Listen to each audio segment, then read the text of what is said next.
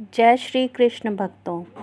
आज हम आपको सुनाने जा रहे हैं भाद्रपद कृष्ण पक्ष की अजा एकादशी व्रत कथा, जो सत्य के प्रति अडिग रहने वाले राजा हरिश्चंद्र और महर्षि गौतम से जुड़ी है। महाभारत काल में अर्जुन ने श्री कृष्ण से पूछा, हे माधव, कृपया मुझे बताइए कि भाद्रपद मास के कृष्ण पक्ष की एकादशी का क्या नाम है और इसके व्रत का क्या महत्व है। श्री कृष्ण बोले, हे पार्थ, यह अजा एकादशी कहलाती है।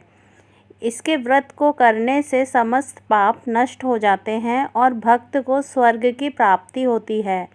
अब इसकी कथा ध्यान से सुनो।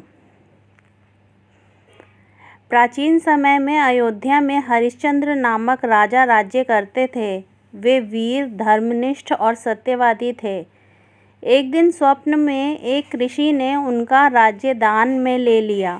परिस्थिति ऐसी बनी कि राजा को अपना राज्य खोना पड़ा, पत्नी और पुत्र को बेचना पड़ा और स्वयं एक चांडाल का सेवक बनना पड़ा।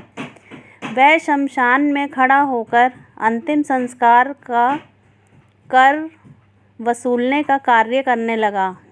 इतनी कठिन परिस्थिति के बावजूद राजा हरिश्चंद्र ने सत्य का मार्ग नहीं छोड़ा। एक दिन दुखी अवस्था में उन्होंने महर्षि गौतम से अपनी व्यथा कही।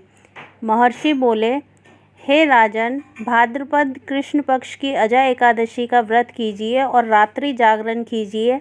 इससे आपके सभी पाप नष्ट हो जाएंगे। यह कहकर ऋषि अंतर्ध्यान हो गए। राजा हरिश्चंद्र ने महर्षि की आज्ञा अनुसार अजा एकादशी का व्रत किया और रात भर जागरण किया। जैसे ही व्रत पूरा हुआ, आकाश से पुष्प वर्षा होने लगी। देवताओं के नगाड़े बजने लगे। राजा का मृत पुत्र पुनः जीवित हो गया। रानी राजसी आभूषणों से सुसज्जित हो उठी और राजा को पुनः अपना राज्य प्राप्त हुआ। तभी उन्होंने देखा कि यह सब एक मुनि की परीक्षा थी। अजा एकादशी के प्रभाव से सारी माया दूर हो गई।